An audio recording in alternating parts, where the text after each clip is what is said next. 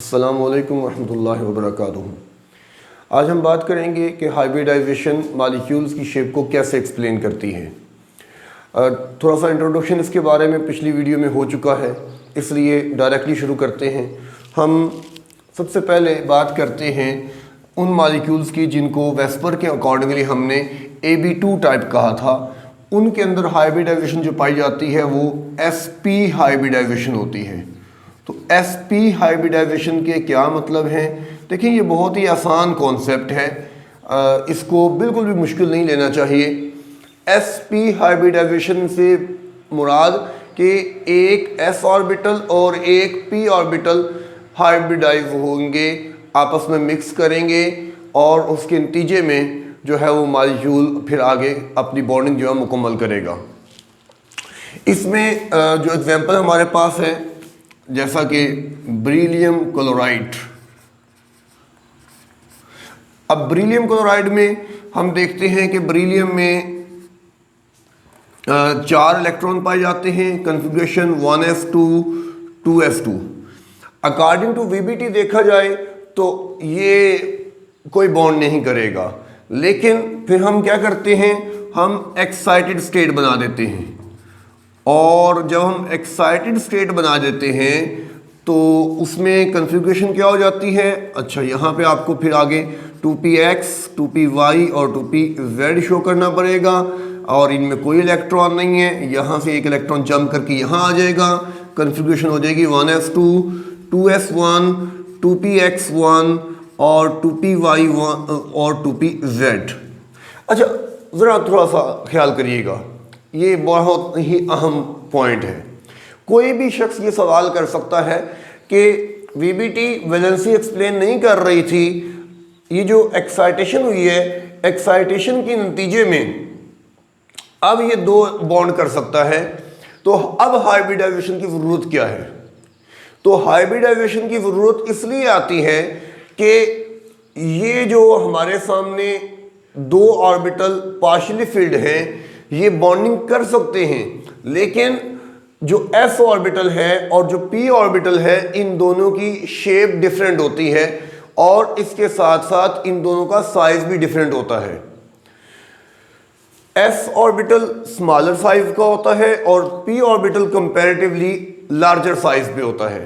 सो अगर वाकईतन यही orbital bonding में पार्टिसिपेट करते हैं तो फिर ये नतीजा निकलना चाहिए कि प्रैक्टिकली जो बेरिलियम क्लोराइड नेचर में एग्जिस्ट करता है, उसके अंदर 2 बॉन्ड्स जो हैं उनमें एक बॉन्ड जो है वो शॉर्टर लेंथ का होना चाहिए और दूसरा बॉन्ड जो है वो लॉन्गर लेंथ का होना चाहिए, लेकिन ऐसा नहीं होता। देखिए, ये बहुत अहम पॉइंट है, याद रखिएगा, ऐसा नहीं होता। जो हमारे पास बेरिलियम क्लोराइड नेचर में एग्जिस्ट करता है, उसके अंदर दोनों बॉन्ड्स की लेंथ सेम होती है। बॉन्ड लेंथ का सेम होना ये बात जाहिर करता है कि बेरिलियम क्लोराइड इन ऑर्बिटल्स को बॉन्डिंग के लिए यूज नहीं कर रहा, वगरना इन ऑर्बिटल से बनने वाला बॉन्ड जो है वो सेम लेंथ का नहीं हो सकता, क्योंकि s स्मॉलर साइज का है और p जो है वो लार्जर साइज का है। तो यहाँ पे हमें हाइब्रिडाइजेशन के होने की जो है वो समझ आती है और हम कहते हैं कि हाइब्रिडाइजेशन वाकईतन एग्जिस्ट करेगी। अब इसको हम कैसे शो करेंगे? देखें, ब्लॉक डायग्राम बहुत इंपॉर्टेंट है। हम ब्लॉक डायग्राम अगर बनाएं तो हम इसको बहुत आसानी से जो है वो इनकाउंटर कर सकते हैं।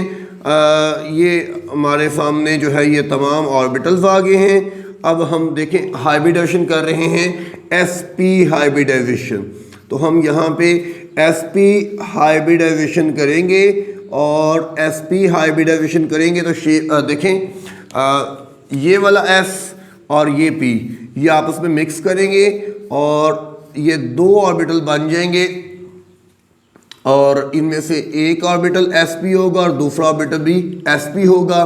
इन दोनों ने हाइब्रिडाइजेशन में हिस्सा नहीं लिया, ये एज सच रहेंगे और इनमें इलेक्ट्रॉन भी कोई नहीं मौजूद। तो ये हमारे सामने जो है वो इसका फाइनल रिजल्ट आएगा। अब शेप किस तरह से, ज़रा शेप पर भी नज़रसानी कर लेनी चाहिए। हम देखते हैं s ऑर्बिटल स्फेरिकल सिमेट्रिकल, ये s ऑर्बिटल है, पूरा नाम लिख लें तो 2s फॉर द बेरिलियम, और दूसरी तरफ जो है वो हम सिर्फ और सिर्फ px को रिप्रेजेंट कर सकते हैं, और क्योंकि px में ही इलेक्ट्रॉन मौजूद है, py और pz में तो इलेक्ट्रॉन मौजूद ही नहीं है। तो इसका नतीजा जो हमारे सामने आएगा वो ये होगा, जैसा हमने कल बात की थी कि दो ऑर्बिटल जब आपस में मिक्स हो रहे हैं, हाइब्रिडाइजेशन हो रही है दो ऑर्बिटल की, तो जो रिजल्टेंट है वो भी दो ही ऑर्बिटल होंगे। तो किस तरह से? इस तरह से एक ऑर्बिटल ये है और दूसरा ऑर्बिटल वो ये है। आप कहेंगे कि मैंने ये इस तरह से लीनियर शेप पे क्यों बताया है?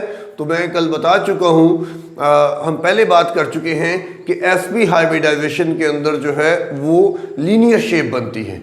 सो ये हमारे सामने ये लीनियर शेप आएगी, और इसको मैंने आपको एक आसान तरीका इसका बताया था कि बजाय के दोनों लोब बनाने के, हम ये करते हैं कि जिस एटम की हाइब्रिडाइजेशन होती है हम उस एटम के अराउंड एक सर्कल कर देते हैं, और इस सर्कल से पता लगता है कि ये हाइब्रिड एटम है, और उसके बाद जो हाइब्रिड ऑर्बिटल है वो हम उस सर्कल के एंड से जो है वो उसको रिप्रेजेंट करते हैं इस तरह से। अच्छा, जो बॉन्डेड एटम है वो क्लोरीन है, और आमतौर पर हम बॉन्डेड एटम की हाइब्रिडाइजेशन की बात नहीं करते, हमें ज़रूरत नहीं है बॉन्डेड एटम की हाइब्रिडाइजेशन पर बात करने की, क्योंकि सेंट्रल एटम जो है वो हमारे लिए एनफ है इस पूरे कॉन्सेप्ट के लिए, शेप को बताने के लिए और सारी जो डिटेल है उसको बताने के लिए। तो जो ये जो हमारे पास क्लोरीन है, क्लोरीन की कॉन्फ़िगरेशन आप कर लें तो उसमें जो ऑर्बिटल अवेलेबल है वो 3p ऑर्बिटल अवेलेबल है। अब 3px भी कह सकते हैं, y भी कह सकते हैं, z भी कह सकते हैं, तो आप 3px यूज़ कर लें। और ये क्लोरीन का जो है ये 3px ऑर्बिटल जो है ये हम यहाँ पे ओवरलैप कर रहे हैं। तो sp hybrid orbital for beryllium और 3px ऑर्बिटल फॉर क्लोरीन, तो इन दोनों के दरमियान जो है ये आपको ओवरलैप नजर आ रहा है, और इस ओवरलैप के नतीजे में यहाँ पे सिग्मा बॉन्ड बनता है। देखिए हेड टू हेड ओवरलैप है, हेड टू हेड ओवरलैप है, सिग्मा बॉन्ड बनेगा। सो ये भी क्लोरीन है और ये भी क्लोरीन है। इस तरह बेरिलियम क्लोराइड हमारे पास बनेगा, और इंपॉर्टेंट चीज़ ये है कि दोनों बॉन्ड्स की लेंथ सेम है। यहाँ पे बेशक ज़्यादा कम नज़र आए, प्रैक्टिकली सेम है, और प्रैक्टिकली तभी सेम होना पॉसिबल है अगर जो ऑर्बिटल यहाँ पे पार्टिसिपेट करते हैं वो सेम हो। यहाँ पे भी sp और 3px पार्टिसिपेट कर रहा है, और यहाँ पे भी sp और 3px पार्टिसिपेट कर रहा है। सो इसके नतीजे में बॉन्ड लेंथ सेम आती है, और शेप लीनियर शेप है, और एंगल जो है फिर इसका क्या बनेगा हमारे सामने 180 डिग्री एंगल आएगा। तो ये है sp हाइब्रिडाइजेशन और उसकी एक एग्जांपल्स का अब इस्तेमाल हम कम करेंगे, क्योंकि हाइब्रिडाइजेशन के अंदर जो शेप कॉन्सेप्ट है वो बिल्कुल वेस्पर के कॉन्सेप्ट के अकॉर्डिंगली है। सो जिसने वेस्पर के कॉन्सेप्ट को सही तरह से अंडरस्टैंड कर लिया है, पढ़ लिया है, उसके लिए हाइब्रिडाइजेशन में कोई मुश्किल नहीं है, सिवाय इसके कि वो सिर्फ ये जो एक्स्ट्रा स्टेप है कि कौन से ऑर्बिटल हाइब्रिडाइज करते हैं और क्या उसका नतीजा निकलता है, बस इसको जो है वो उसमें ऐड कर ले। बाकी ये सारे का सारा जो है ये वेस्पर के कॉन्सेप्ट के अकॉर्डिंगली है, इसलिए इसमें कुछ ज़्यादा जो है हमें मुशक्कत करने की, कुछ ज़्यादा परेशान लेने की ज़रूरत नहीं है। अगली एग्जांपल पे, अगली टाइप पे चलते हैं। हमारे पास अगली टाइप है sp2 हाइब्रिडाइजेशन, और sp2 हाइब्रिडाइजेशन में हम लेट्स से एग्जांपल लेते हैं एल्यूमिनियम क्लोराइड की AlCl3। तो AlCl3 देखें, पहले इसकी डेफिनेशन को जरा रिपीट कर लेते हैं। sp2 का क्या मतलब है? sp2 का मतलब है कि एक s ऑर्बिटल और दो p ऑर्बिटल। अब दो p ऑर्बिटल कौन हो सकते हैं? px py भी हो सकता है, px pz हो सकता है, और py pz हो सकता है। तो कोई दो p ऑर्बिटल और s ऑर्बिटल ये आपस में मिक्स करते हैं, और इसके नतीजे में चूंकि ये तीन है तो तीन हाइब्रिड ऑर्बिटल बनेंगे। ये AB3 टाइप बनती है अकॉर्डिंग टू वेस्पर, और इसमें जो शेप होती है वो ट्राई एंगुलर होती है। अच्छा, तो इसमें अब इसकी कन्फिगरेशन करेंगे हम। एल्यूमिनियम के अंदर आप देखें there are 13 electrons, configuration 1s2, 2s2, 2p6, 3s1 और 3px, 3py और 3pz। ये हमारे पास एक इलेक्ट्रॉन यहाँ मौजूद है, इनफैक्ट यहाँ 2 इलेक्ट्रॉन मौजूद है। VBD यहाँ फिर जो है फेल हो जाती है कि VBD के अकॉर्डिंगली सिर्फ एक बॉन्ड बनना चाहिए, बट यहाँ पे हम कह सकते हैं कि एक्साइटेड स्टेट जो है वो बनेगी और 1s2 और 2s2 और 2p6 यहाँ से एक इलेक्ट्रॉन जंप करके यहाँ आ जाएगा, 3s1 और 3px1 और 3py1 और 3pz। इस तरह से अब ये 3 इलेक्ट्रॉन्स यहाँ पे अवेलेबल है। अच्छा, एक और पॉइंट यहाँ पे क्लैरिफाई कर लें, इस इलेक्ट्रॉन को एक्साइट होने के लिए एनर्जी की ज़रूरत है, और वो एनर्जी कहाँ से आएगी? ऑब्वियसली वो एनर्जी इन्वायरमेंट से आएगी। अच्छा, वो अगर वो इन्वायरमेंट से एनर्जी लेगा तो फिर ये नॉन स्पॉन्टेनियस प्रोसेस होना चाहिए, तो इसका जवाब भी वही है जो हमने हाइब्रिडाइजेशन के स्पॉन्टेनियस होने की सूरत में कल दिया था कि शुरू पे तो ये एनर्जी एक दफ़ा इन्वायरमेंट से लेगा, लेकिन जब बॉन्ड फॉर्मेशन होगी तो इतनी ज़्यादा एनर्जी रिलीज हो जाएगी कि वो अगली दफ़ा की एक्साइटेशन के लिए वो मोर देन इनफ होगी, अगली दफ़ा की हाइब्रिडाइजेशन के लिए वो मोर देन इनफ होगी।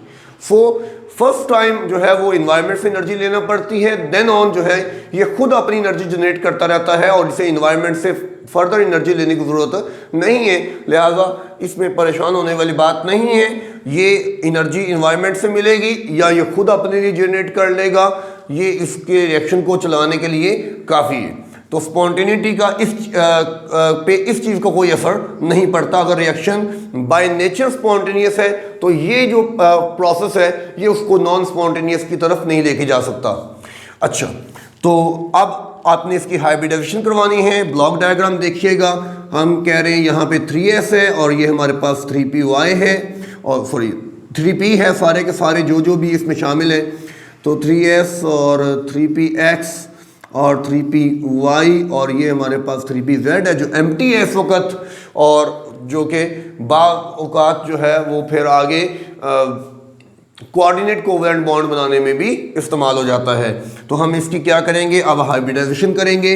नोट करने की बात यह है कि s ऑर्बिटल और px और py, सो 3 ऑर्बिटल हैं, तो sp2 एक s है और 2 p है, sp2 हाइब्रिडाइजेशन होगी और sp2 हाइब्रिडाइजेशन के नतीजे में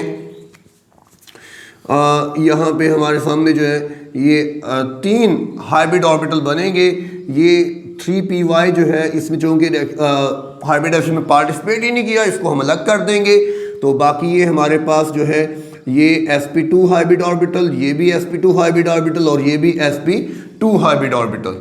इस तरह से 3 हाइब्रिड ऑर्बिटल बनेंगे और उसका जो नतीजा हमारे सामने आएगा, देखिए एल्यूमिनियम ये हमारे सामने, और ये हमने इसके अराउंड सर्कल कर लिया जस्ट शो करने के लिए कि ये हाइब्रिड एटम है, और स्मॉलर लोब को ना बनाने के लिए अब हम इसकी शेप बनाएंगे। और शेप हम जानते हैं कि ये ट्राइएंगुलर शेप होगी, और कुछ इस तरह से ये ट्राइएंगल बनेगी, और इस ट्राइएंगल के बनने के नतीजे में अब जब इसके साथ जो Cl है क्लोरीन वो ओवरलैप करने के लिए आएगा।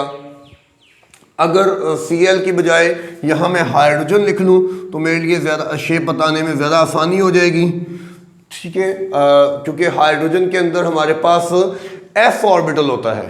तो s ऑर्बिटल कैसे ओवरलैप करेगा, देखिए यहाँ एक इलेक्ट्रॉन है, यहाँ एक इलेक्ट्रॉन है, यहाँ एक इलेक्ट्रॉन है। तो मैं यहाँ पे भी मुकम्मल कर दूँ, ये पेयर मुकम्मल हो गया, और यहाँ पे भी देखें ये हाइड्रोजन अपना s ऑर्बिटल लेके आएगा और ये अपना पेयर मुकम्मल करेगा, और इस तरह से हाइड्रोजन जो है वो अपने एक एक इलेक्ट्रॉन इनके साथ शेयर कर लेगा। नोट करने की बात ये है कि यहाँ ये sp2 और s ऑर्बिटल के दरमियान ओवरलैप हो रहा है, s ऑर्बिटल हाइड्रोजन का और sp2 ऑर्बिटल एल्यूमिनियम का, इसी तरह से s ऑर्बिटल हाइड्रोजन का और sp2 ऑर्बिटल एल्यूमिनियम का। तो तीनों तरफ देखें, तीनों साइड के अंदर सेम टाइप ऑफ ऑर्बिटल जो है वो बॉन्डिंग में पार्टिसिपेट कर रहे हैं, इसलिए सेम शेप है, सेम शेप है तीनों तरफ जो है वो सेम लेंथ भी होगी, शेप भी सेम होगी, और यही चीज़ जो है नेचर में भी हमें नज़र आती है। ऐसा नहीं है कि एल्यूमिनियम हाइड्राइड के अंदर एक एटम जो है, एक बॉन्ड जो है वो छोटा है, दूसरा बड़ा है। जैसा कि अगर हम इन ऑर्बिटल्स को देखेंगे तो s ऑर्बिटल स्मॉलर साइज का है, p ऑर्बिटल कंपैरेटिवली लार्जर होता है, तो इसका बॉन्ड जो है वो छोटा बनेगा और इसका बॉन्ड जो है वो ज़रा लेंथी बनेगा।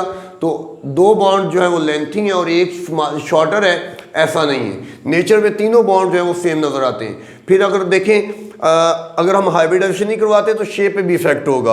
अगर ये ऑर्बिटल बॉन्डिंग में पार्टिसिपेट करेंगे तो इन दोनों के दरमियान 90 का एंगल बनेगा, लेकिन 90 का एंगल तो नहीं है। ये जो एल्यूमिनियम है, एल्यूमिनियम हाइड्राइड, इसके अंदर 120 का एंगल पाया जाता है। और 120 का एंगल क्यों है? बिकॉज इसकी शेप जो है वो ट्रायंगुलर है और ये हाइब्रिडाइजेशन के बगैर पॉसिबल नहीं है। फाइनल एग्जांपल की टाइप की तरफ चलते हैं। आज के लिए हम बात करेंगे sp3 हाइब्रिडाइजेशन की। और sp3 हाइब्रिडाइजेशन में जैसा कि इसका नाम बता रहा है, इसमें एक s ऑर्बिटल और 3 p ऑर्बिटल, एक s और 3 p ऑर्बिटल जो है वो पार्टिसिपेट करेंगे। इसमें बहुत कॉमन एग्जांपल है जो आमतौर पर किताबों में लिखी होती है, वो हम बात करेंगे उसकी CH4 की। अच्छा, एक बात जहन में रखनी चाहिए, लोन पेयर का इफेक्ट यहाँ पे भी आपको नजर आएगा। मतलब ये जो sp2 हाइब्रिडाइजेशन है, ये मैंने आपको बताया कि ये ab3 टाइप है, और ab3 टाइप में अगर आपको याद हो तो ab2e टाइप भी बनती है।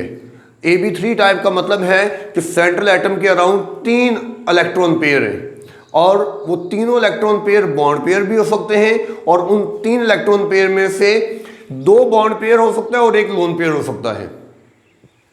तो वो चीज़ भी अपनी जगह पॉसिबल है, और उसमें वो चीज़ हाइब्रिडाइजेशन पे कोई असर नहीं डालती। आप उस एग्जाम्पल को जस्ट अटेम्प्ट करें और आप हाइब्रिडाइजेशन उसकी करवा दें। हाइब्रिडाइजेशन के लिए ये कोई ज़रूरी नहीं है कि जो एम्प्टी ऑर्बिटल है, जो कंप्लीटली फिल्ड ऑर्बिटल है, वो हाइब्रिडाइजेशन में हिस्सा नहीं ले सकता है। एक एग्जाम्पल यहाँ पे इंशाल्लाह मैं आपके लिए सॉल्व कर दूंगा, जिसमें लोन पेयर मौजूद है, और आपको उससे जो है वो काफ़ी ज़्यादा जो है वो चीज़ समझ आ जाएगी। बाकी हम पहले से वेस्पर में कर चुके हैं और वो मोर देन इनफ है। अगर अंडरस्टैंड करना है पूरे कॉन्सेप्ट को तो उससे आपको काफ़ी हद तक जो है वो समझ आ जाएगी। तो CH4 में हम बात करेंगे कार्बन की। कार्बन के अंदर 6 इलेक्ट्रॉन है, configuration 1s2, 2s2, 2px, 2py और 2pz। एक इलेक्ट्रॉन यहाँ पे, एक इलेक्ट्रॉन यहाँ पे। नोट करने की बात यह है कि VBT यहाँ पे भी फेल होती है क्योंकि VBT यहाँ पे कहेगी 2 बॉन्ड बनते हैं, लेकिन ऐसा नहीं होता। एक्साइटेड स्टेट में जाना पड़ेगा, यहाँ से इलेक्ट्रॉन यहाँ पे लाना पड़ेगा, कन्फिग्रेशन हो जाएगी 1s2, 2s1, 2px1, 2py1 और 2pz1। ब्लॉक डायग्राम में देखेंगे तो ये हमारे पास 2s ऑर्बिटल है और ये हमारे पास जो है 2px, 2py और 2pz। अगेन नोट करें कि अगर हम बगैर हाइब्रिडाइजेशन के इनको बॉन्ड बनाने में इस्तेमाल करते हैं तो ऐसा होना चाहिए कि कार्बन का एक बॉन्ड छोटा होना चाहिए, 3 बॉन्ड लंबे होने चाहिए, और कार्बन के जो 3 बॉन्ड लंबे हैं उनके दरमियान एंगल 90 डिग्री होना चाहिए। लेकिन हाइब्रिडाइजेशन होती है और हाइब्रिडाइजेशन होने के नतीजे में हाइब्रिडाइजेशन होगी यहाँ पे sp3 हाइब्रिडाइजेशन, sp3 हाइब्रिडाइजेशन होगी, और हाइब्रिडाइजेशन होने के नतीजे में हमारे पास जो है वो 4 हाइब्रिड ऑर्बिटल बनेंगे। और ये 4 हाइब्रिड ऑर्बिटल किस तरह से होंगे, ये हमारे सामने हैं। sp3, sp3, sp3 और sp3। देखिए, और एक बात ज़रा ज़हन में रखिए, जो मैं अब ब्लॉक्स इकट्ठे बनाता हूँ ना, ये सेम एनर्जी को रिप्रेजेंट करते हैं। मतलब जो सेम एनर्जी वाले होते हैं उनको हम इकट्ठा बनाते हैं, और जो डिफरेंट एनर्जी वाले होते हैं उनको हम डिफरेंट बनाते हैं।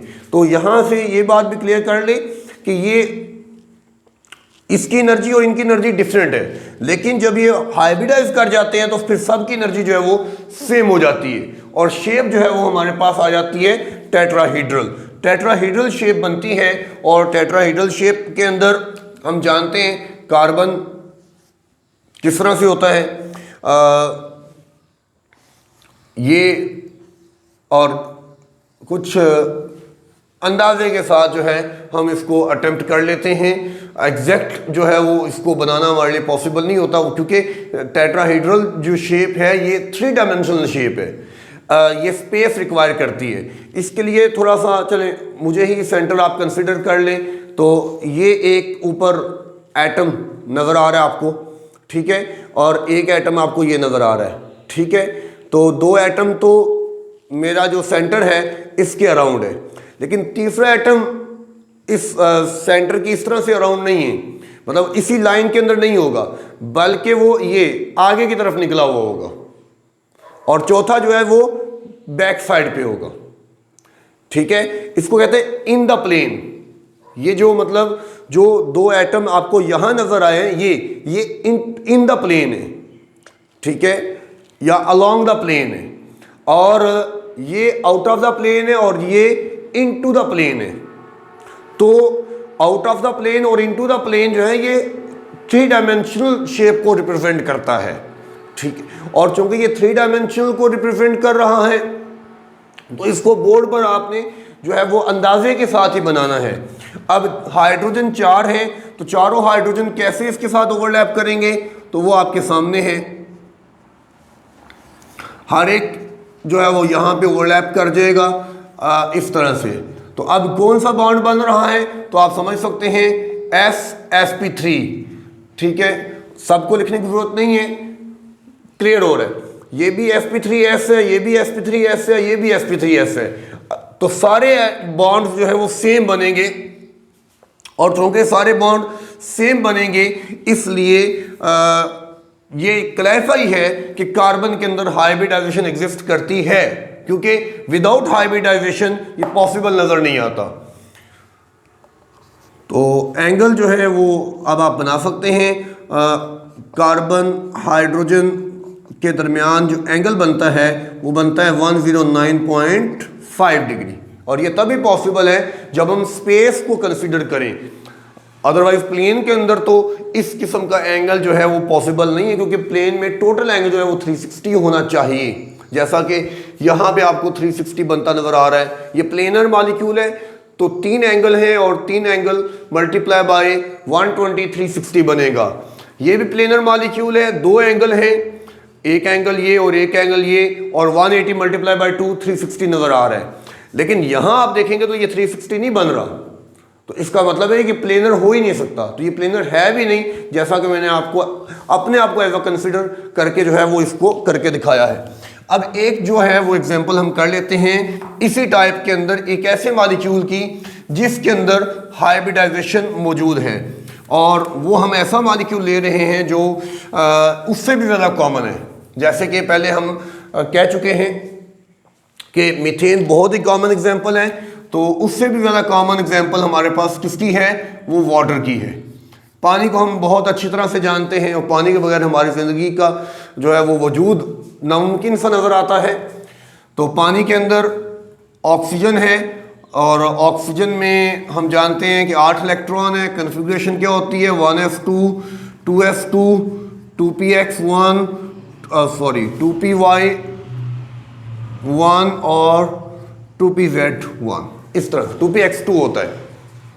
अच्छा, तो अब इसमें आप ये देखें कि VBT यहाँ पे पूरी तरह से कामयाब है। VBT जो कहती है वो ठीक कहती है। VBT क्या कहती है, VBT ये कहती है कि ये 2 बॉन्ड करेगी, और एक्चुअली भी ये 2 ही बॉन्ड करती है, ऑक्सीजन यहाँ से और यहाँ से VBT इसको बॉन्ड जो है वो अलाउ कर देगी। लेकिन मसला यहाँ पे ये है कि जब हम ये मॉलिक्यूल की शेप देखते हैं तो शेप है इसमें बेंट शेप है, और एंगल जो है वो 104 होता है। और अगर हम VBT की बात मान लेते हैं तो एंगल जो है वो PY और PZ के दरमियान जो है वो 90 होता है। तो इसका मतलब है कि VBT यहाँ पे फिर हाइब्रिडाइजेशन का मुहताज है। हाइब्रिडाइजेशन हमें करनी पड़ेगी, तो हमें क्या करना पड़ेगा, हमें ब्लॉक डायग्राम पहले बनानी पड़ेगी, और उसके अंदर हम अपने इलेक्ट्रॉन्स को रिप्रेजेंट करेंगे ताकि हमें बात समझ आ सके कि हम किधर जा रहे हैं, हमने क्या करना है। ये हमने बना लिया। अब हम हाइब्रिडाइजेशन करवाएंगे। हाइब्रिडाइजेशन हम जो करवाएंगे वो हम करवाएंगे sp3 हाइब्रिडाइजेशन, और sp3 हाइब्रिडाइजेशन के नतीजे में हमारे पास यहाँ पे ये 4 जो है ये हाइब्रिड ऑर्बिटल आ जाएंगे, जैसा कि आपके सामने हैं। ये भी sp3, ये भी sp3, ये भी sp3 और ये भी sp3। अब नोट करने की बात ये है, ये पहले जो 2 sp3 आपको नजर आ रहे हैं ये लोन पेयर्स के तौर पर काम करेंगे, और अगले 2 जो है वो बॉन्डिंग में पार्टिसिपेट करेंगे, सो वो बॉन्ड पेयर बनाएंगे। अच्छा, अब ऑक्सीजन मॉलिक्यूल जो है, सॉरी पहले ऑक्सीजन एटम, सॉरी ऑक्सीजन तो होता ही एटम है, तो ऑक्सीजन एटम उसकी ये दायरा लगा लिया हमने। शेप जो है आपके समझ सकते हैं कि वो टेट्राहीड्रल ही होगी। इनिशियली ये टेट्राहीड्रल ही होगा, लेकिन जब हाइड्रोजन इसके साथ ओवरलैप करेगा और बॉन्ड बन जाएगा, बॉन्ड पेयर और लोन पेयर सामने सामने हो जाएंगे, तब लोन पेयर अपना इफेक्ट शो करेगा। ऐसा नहीं है कि लोन पेयर शुरू पे जो है वो अपना इफेक्ट शो कर दे। लोन पेयर की लड़ाई बॉन्ड पेयर के साथ है, लोन पेयर की रिपल्शन बॉन्ड पेयर के साथ है। तो पहले इनिशियली ये टेट्राहीड्रल ही होगा, लेकिन जब हाइड्रोजन ओवरलैप करेगा sp3 ओवरलैप के जरिए से यहां बॉन्ड बन जाएगा,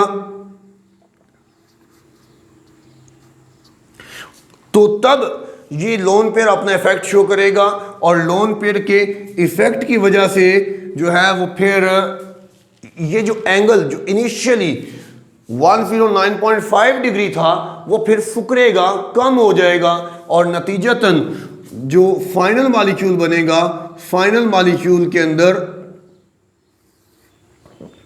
हाइड्रोजन के दरमियान एंगल जो है वो 109.5 से कम होकर 104 डिग्री रह जाएगा। सो ये है लोन पेयर का इफेक्ट, और लोन पेयर के मॉलिक्यूल जिनमें लोन पेयर पाया जाता है उनमें हाइब्रिडाइजेशन करने का तरीकाकार। इस तरह की अगर कोई एग्जांपल यहाँ पे sp2 हाइब्रिडाइजेशन में भी आती है तो समझने के बाद जो है उसको बनाना हमारे लिए आसान है। हाँ, हमें ये पता होना चाहिए कि लोन पेयर है या नहीं है, और वो बात हमें उसी तरह से क्लियर होगी जो हमने पहले बात की है कि पहले कन्फ्यूगेशन करें, ब्लॉक डायग्राम बनाएं, बॉन्डिंग को देखें, तो क्लियर हो जाता है कि लोन पेयर होना है या कि लोन पेयर नहीं होगा। वेस्पर को पहले तैयार करें, वीडियोस मौजूद हैं, तमाम वीडियोस को डिटेल में देखें, समझें, और उसके बाद आप हाइब्रिडाइजेशन पे आएँ और हाइब्रिडाइजेशन को फिर अप्लाई करें, तो आपके लिए ये सारा जो काम है ये बहुत बहुत आसान हो जाएगा। उम्मीद करता हूँ कि आपने इसको समझ लिया। आने वाली वीडियो में हम इसकी बाकी टाइप के ऊपर बात करेंगे, जितना मुमकिन हो सका उतनी टाइप को वहाँ पे कंसिडर किया जाएगा। आपने कोई सवाल पूछना है, कोई बात करनी है तो कमेंट सेक्शन में उसके बारे में बताएं। अल्लाह हाफिज़।